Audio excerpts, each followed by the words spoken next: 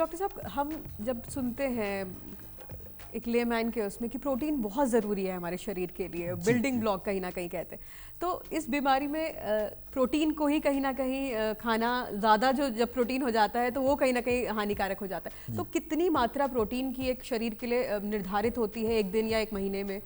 हमारी जो भारतीय जीवन शैली है ना, इसमें अति प्रोटीन का प्रयोग हो पाया ही नहीं जाता था। ये जो बीमारी है यूरिक एसिड की, ये वेस्टर्न कंट्रीज की बीमारी है, क्योंकि आपने देखा कि वो लोग जो है रेड मीट और ये चीज़ नॉन वेज का प्रयोग बहुत ज़्यादा मात्रा में करते हैं, तो उनके यहाँ तो ये नॉर्मल थी। लेकिन हमारे यहाँ जो ये पाया जा रहा है, तो इसका कारण ये है कि हम लोग जो है ना अपनी जो पूर्वजों की दिनचर्या उससे अलग होते जा रहे हैं। हमारी एक्टिविटी बहुत कम हो रही है।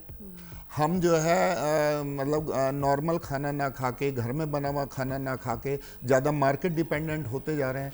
और दूसरा, आपने ये पूछा कि भाई कितनी प्रोटीन लेनी चाहिए, तो प्रोटीन जो है वो मतलब उसकी एक मात्रा होती है कि भाई आप जो है बॉडी वेट के हिसाब से वो प्रोटीन का निर्धारण करते हैं।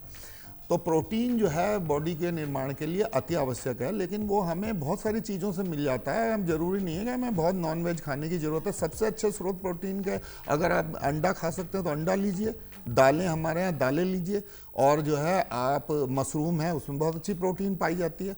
तो जो हमारा दैनिक जो भोजन की वो है व्यवस्था, उसमें सभी चीज़ों का साम्य अवस्था होनी बहुत ज़रूरी है। हमें उसमें फैट भी चाहिए, हमें उसमें प्रोटीन भी चाहिए। अब अक्सर आपने पाया होगा कि आजकल जो नई जनरेशन है वो बहुत ज़्यादा जिम की शौकीन हो गई है, जिम जाया करते हैं। तो जिम जाते हैं जब वो लोग, तो उनको वहाँ पर मतलब जो है वे प्रोटीन खिला रहे हैं आजकल।